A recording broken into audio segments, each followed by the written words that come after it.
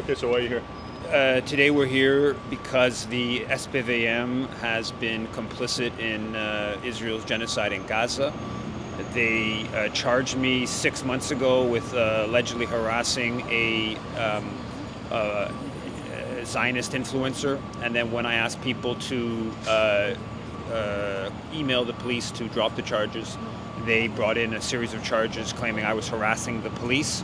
And I think the big picture here is that we have a government and a political culture that has supported Israel in 2 years of mass slaughter in Gaza, lawlessness across the region, and today I'm going to be standing trial regarding supposedly harassing the Montreal police for having called on people to email them to say that these charges they brought against me for posting on X vis-a-vis Dalia Kurtz for calling on the Montreal police to drop those charges, and specifically to drop the conditions that would have kept me, wouldn't let me out of jail without agreeing to not mention the case being brought against me by Dalia Kurtz. So the SPVM, the Montreal police, has claimed to be intimidated or harassed or interfered with by about 4,000 people emailing them with a very non-threatening, quite frankly, pleasant request for them to stop these dubious charges that were brought against me on behalf of Dalia Kurtz. Yeah. Have you ever heard of anybody being charged with this sort of thing? You've been an activist for a long time.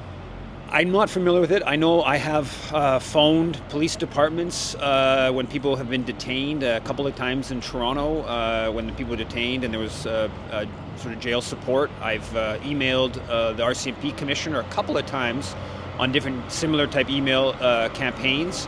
I'm not familiar with this type of claim that emailing the police is harassment or interference with the police affairs. On the other side, we know that Dalia Kurtz's case against me was opened and then shut and then reopened in part, according to the prosecution, because Neil Oberman, a Conservative Party candidate and lawyer, messaged the police pressing them to reopen the case. So we already know that there's been messages to the police on this case before I engaged in any messages, but for some reason that's not viewed as harassment or interference. But when I ask supporters to email the police, that's viewed as harassment. The implications are fairly significant in terms of giving the police greater latitude to just say, okay, some email campaign or some, I guess, phone calling campaign or whatever is a threat and is viewed as interference.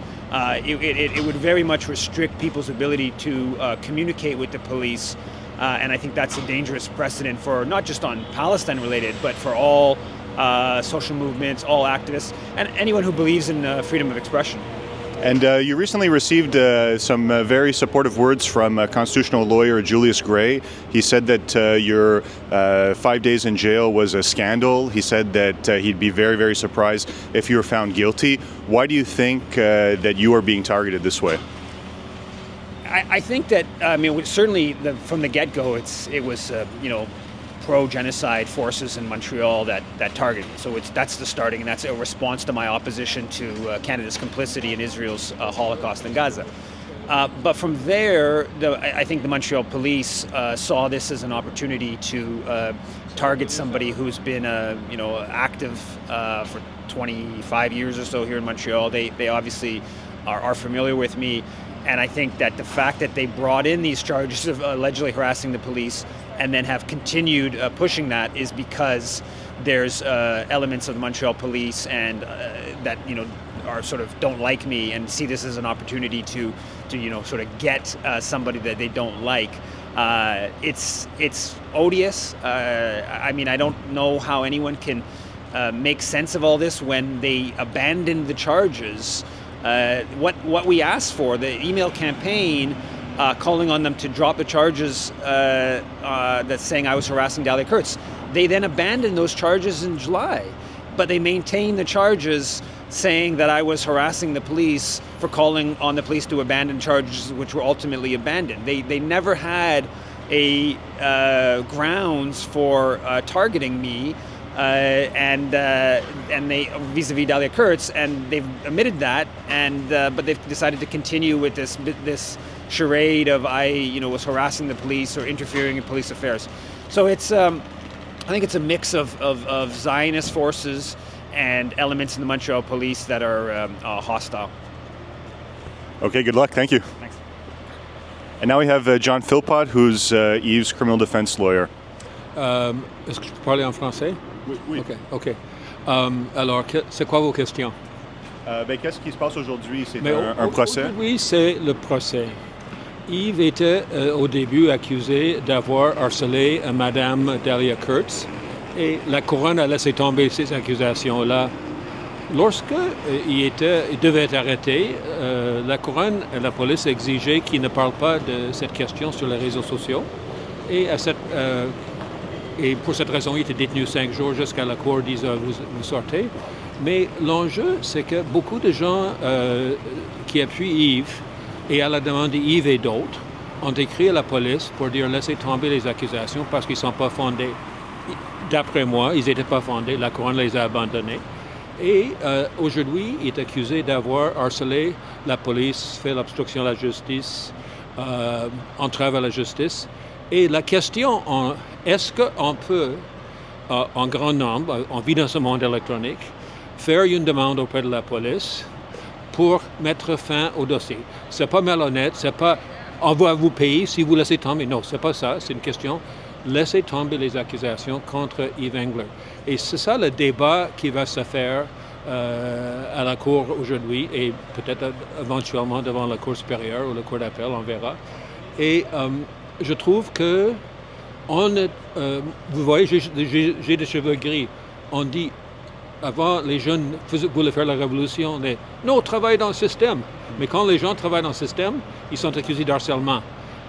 Nous voyons, hier, il y avait 5 arrestations des gens pour le mouvement pour la Palestine en Ontario. Je ne connais pas tous les détails.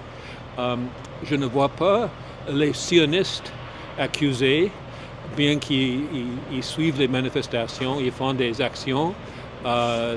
Les soldats canadiens qui servent en Israël ne sont pas accusés quand ils retournent ici. Mais les gens qui appuient la Palestine et qui manifestent sont accusés. J'en représente plusieurs. Et je me demande si nos forces de l'ordre sont mal dirigées ou vont dans la mauvaise direction. On verra ça. C'est une question importante. C'est une question de société et une question juridique. On verra comment cette question va sortir, soit ici dans ce procès, soit dans d'autres procès. Mais c'est une préoccupation. D'ailleurs, c'est pire en Ontario qu'ici, d'après ma compréhension.